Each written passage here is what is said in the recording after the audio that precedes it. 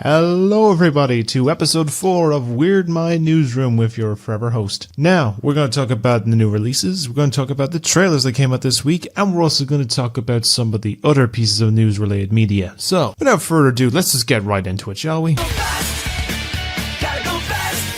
So our first big release of this week takes us back to the DCU for the last time in this main timeline with The Flash. Now, with this new one, we finally have gotten a movie for The Flash that's been in development for 10 years, and this one takes place after the events of Zack Snyder's Justice League, where the Flash has learned to tap into the Speed Force and essentially travel back in time. Now, his whole thing, he does this is because he wants to save his mom by some unknown powerful entity force and clear his dad of any wrongdoings. Now, what happens then, basically, is he does this, it's successful, but in return creates an alternate reality where Superman doesn't exist, Wonder Woman I don't think doesn't exist, as well as some other heroes, and the only one left that can help save them is the Caped Crusader himself, Michael Keaton. Basically, they team up with an alternate version of himself, save the day, as well as a Supergirl, and stop General Zod and all other villains from destroying the universe, or else he'll implode the entire timeline frame and things will get messy. Here's what I want to talk about in case this is going to be like its own separate video at some point, but initially this film was getting some really high praise from CinemaCon, early test screenings, people in the industry including Stephen King and Tom Cruise have all given it high praise, yet the reviews have been mixed, to say the least. Most of it I've seen has been praised towards some of the lead roles, especially Michael Keaton and Ezra Miller, who we'll get back to. But it's a case where a lot of complaints has been that there's a lot going on at once, the CGI is a lot of a mess, and in a case people are really kind of on the fence about it because of Ezra Miller. You see, a bit of backstory. A year ago, he has caused a lot of problems. They caused a lot of troubles. They got arrested for domestic assault, breaking and entering, near cult-like behavior. It's nuts. It was a mess, but essentially they were nearly clearly going to cancel this, but then because they realized there was actually a good movie on their hands, they didn't. Now, I haven't seen it yet. I still have to go see one other film from last week, but I will probably give it a look at some point in the next few days. Hopefully so. Our next release this week is one of the two releases coming to us from Netflix. And we have the sequel to the 2020 action film Extraction, starring Chris Hemsworth, who has returned as Commander Tyler Rake, who was presumed dead at the end of the first movie, and must now embark on a new dangerous mission to save a ruthless gangster's imprisoned family. Now, this one seems to be getting some more well-received reviews, and it seems to be sitting currently with a higher score than the first movie. Probably a lot of good action scenes, and it's basically the Russos have been, churning out so much action stuff lately. You got this, you got Citadel, you got some ideas. But yeah, if you want to check it out, it's available now to catch on Netflix. So, as for the second of this week's releases from Netflix, Charlie Brooker has returned once again after a 4-year disappearance since the last season, with the long-awaited 6th season to Black Mirror. So where you're provided now with 5 new anthology-like episodes that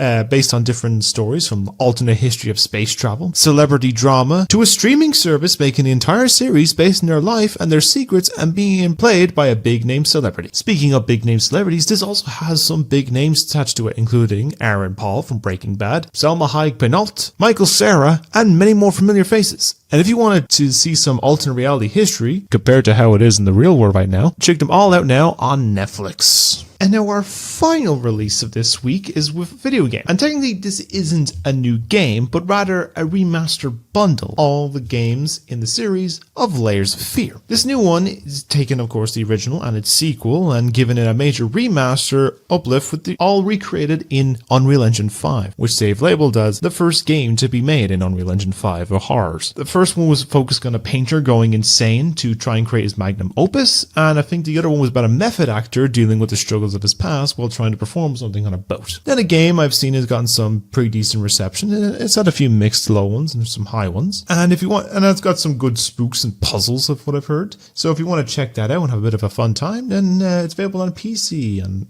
possibly on some other console ports, but check that out. And that is all the releases we have of this week. Alright, let's get on to trailers this week. And starting off, we've gotten our first official gameplay footage for the upcoming Avatar game, Frontiers of Pandora, courtesy of Ubisoft. And this new first-person game has you take on the role of an Na'vi, who has been imprisoned with the humans that have invaded Pandora, and jumping forward about 15 years into the future, not sure if this is set after the first or second game, as you escape your captors and try to return to become a part of the Na'vi again, and then take down those that made you think that your own people and species were the enemy. So basically an revenge plot. Now, from the footage, it looks visually stunning, as they showed it from PS5 footage, and I think it looks pretty cool. It's got some great world building of course, the Avengers of the Avatar series, and hopefully it doesn't get downgraded to as it looks, because if we know from example, sometimes with Ubisoft, those games do get a bit downgraded from the trailers. But yeah, hopefully it doesn't get delayed, and this comes out just in time for Christmas on December 7th. Now, if you remember in last week's blog, I did make a mention about an announcement of another video game from Ubisoft, and set in a galaxy far, far away. I'm of course talking about Star Wars Outlaws. Now, this new one, we finally got some gameplay footage, as I mentioned at the end of the last one, was going to be shown at the Ubisoft Forward event on Monday. And we finally got about 10 to 12 minutes of gameplay footage, and honestly, it looks really good. It's the first open world Star Wars game. It's got a vibe of like Far Cry, a little bit of Uncharted in there, and it has like a vibe a bit of the Jedi games that we've gotten from EA recently. And it looks pretty good. It looks like you're going to be exploring a few planets. You're basically taking on I think it was K-Voss, you're taking on that role and taking down the entire Empire crime syndicate, except during the events of episodes 5 and 6. And it looks pretty good. I just hopefully will be great to play, and hopefully the characters will seem likable and actually intolerable, because going off a case with like Forspoken, what I've heard, you can have a strong female character, but they'd be annoying. And we'll probably get more content when this game finally releases sometime in 2024. Now, this next one technically isn't a movie. It is a short film that will be playing in front of the upcoming Pixar film, Elemental. The film was supposed to come out this week, but for some reason got delayed until July 7th, so we'll have to do that when it comes around to it. But this is a short film that brings us back to the world of Up, entitled Carl's Date. This is where someone has asked Carl out on a date, and it'll be the first one he's been on since Ellie tragically passed away when she was a few years ago. Now, with the help of his faithful dog Doug as his wingman, he may be able to see this work out by the end of it all. Now, this looks wholesome. I'm probably going to get emotional because the shorts that this is based on, the Doug Days ones that we got about a year and a half ago, was also very wholesome. And I hope, and this I think is the last role that the voice actor of Carl voiced before he tragically passed around the same time the series came out. But I will probably be definitely checking this out, of course, because this is in front of Elemental, and I will probably give a review for that soon enough. Speaking of Pixar, we have also gotten our first look trailer at our next film to follow on from Elemental, and that is the film Elio. That's E-L-I-O. This new film will answer the question of if there is life beyond our world out in the galaxy. And early next year, they will answer that call, as the titular young hero gets beamed up by some alien species and then gets mistaken for the ambassador of Earth. Now, the potential for the alien designs in the worlds of the cosmos will be something I am very excited to see as well. What I've seen from the trailers, they've shown a fair bit of the alien designs off, and they look pretty cool and pretty imaginative. Hopefully we see a lot more alien worlds too, because they showed a small bit and looked pretty cool and colorful. And I'm very excited to check this out when it releases on March 1st of next year. Now, a question that's going to be the same here, but we'll have to find out. Now to another animated film that is releasing within the next 2 weeks. We have gotten the official trailer for Nimona. Now, just a quick backstory on this film. This was initially being adapted from the graphic novel with Blue Sky Entertainment, the people behind the Ice Age and Rio films. Now, then happened in 2019, Disney bought Fox for about $70 billion. What happened then was that basically Disney owned Blue Sky. 2 years later, Blue Sky was shut down in April of 2021, and the film was cancelled. The film was basically shelved. Reason being, this film has a very heavy amount of LGBTQ themes.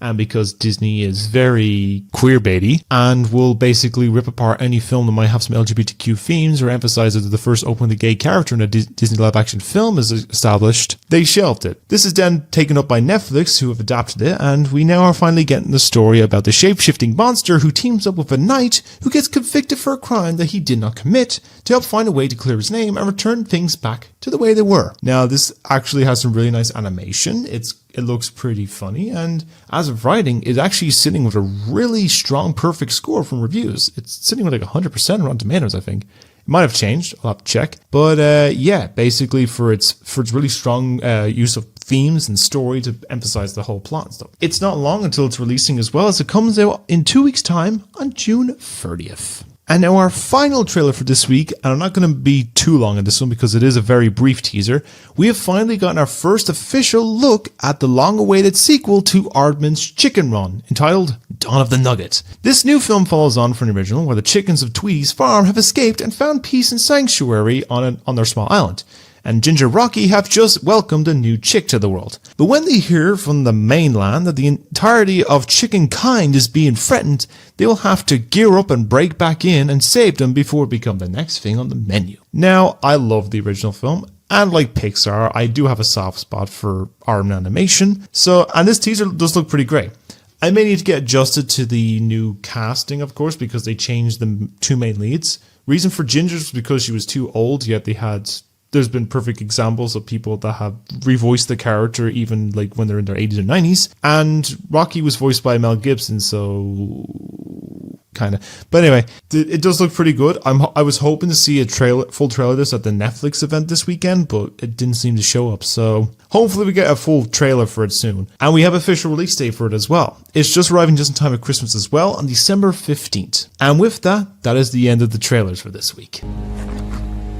I'm Batman. Starting with the news, we have a lot of release day ships courtesy of Disney. This is coming to us mainly with the Fox content of Avatar, the Lucasfilm franchises, and the Marvel films. No shows or animated stuff has been announced yet, but we will update when that happens. Now, this is all due to the writer's strike and possible other strikes in the future, but let's break down what has been delayed. So starting with Avatar, we've got the 3 upcoming sequels. Avatar 3 was supposed to come out in 2024 in Christmas, and was coming in competition with Sonic the Hedgehog 3 and Jordan Peele's newest movie. This movie has now been delayed until December 2025, so it's only about a year delay. As for the other 2 sequels, however, initially Avatar 4 was supposed to come out in 2026. This film is now coming out in 2029 at Christmas. As for Avatar 5, that was supposed to be December 2028. That's now coming out in December 2031. So by the time this series is over, I will be 31 years of age. As for Star Wars, this one is not being heavily delayed, but it is getting 3 Star Wars films within the span of 1 year. We got the first one coming out December 2025. We got another one that's out in May 2026. And the last one is coming out in December 2026. Now, what these ones are is anyone's guess, but in most case, one of them will probably be Daisy Ridley's led film. Another might be Taika's movie, and the other one could be either the Mandalorian film or one of Rian Johnson's films, but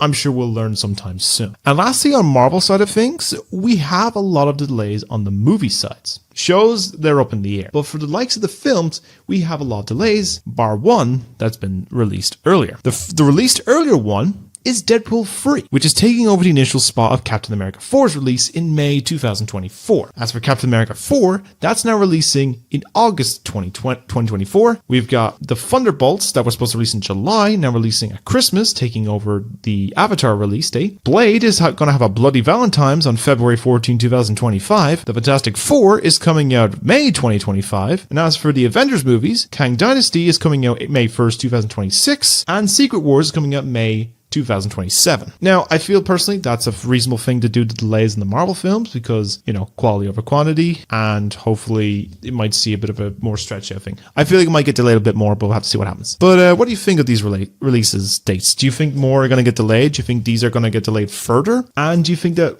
this strike's going to go on for a lot longer? Because personally, they need to be paid properly better, and I feel maybe the action might be the same as well.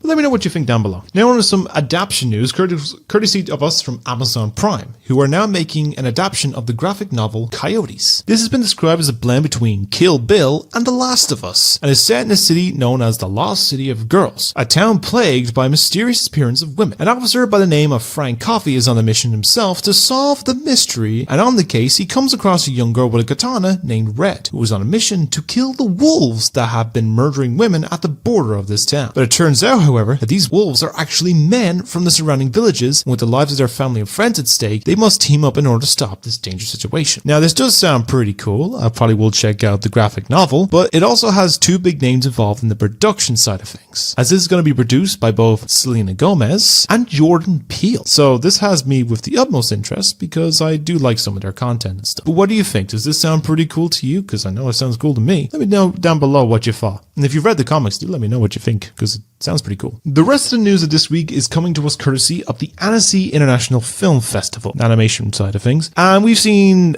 showings of 2 animated films. One that I'm going to talk about now. The other one I can't really talk much on the reviews for because it hasn't come out yet. The other one is a short film, which I'll talk about next. Let's talk about the film I can talk about, Ninja Turtles, Mutant Mayhem. Now this was shown a nearly finished cut of the film, just about 2 months out of release, and the film has seemed to be gotten an overwhelmingly positive reaction. So much so, it got a 6-minute standing ovation. Most cases, I'm guessing the praise has been for the animation styles. The Ninja Turtles are actually some really decent characters. There's good action, probably some good humor and heart, and all that good stuff. Now, it does have a side, check it out, and hopefully the full finished version will be pretty cool by the time it releases in late July, early August. But what do you think? Are you excited to check out this new action-packed Ninja Turtles movie, or are you too shell-shocked after all these other Ninja Turtles movies? I'm sorry for this pun, but do let me know down below. As for that short film I mentioned, it is actually a new one set in the Spider-Verse movies entitled The Spider Within. This new short will focus on what happens when Miles starts to feel the pressure of his life as Spider-Man, which results in a scary, trippy little jaunt through his subconscious when he experiences a really bad anxiety attack that morphs into a dark figure representing his darker alter ego and an imaginary infestation of spiders in his room. Now, this does sound very cool. I'm guessing it's either going to happen in between Into and Across or something like that, especially how the Cross movie ended. And I think that showing that kind of side of thing about, superheroes having the sense of anxiety and all that stuff is a reasonable thing because,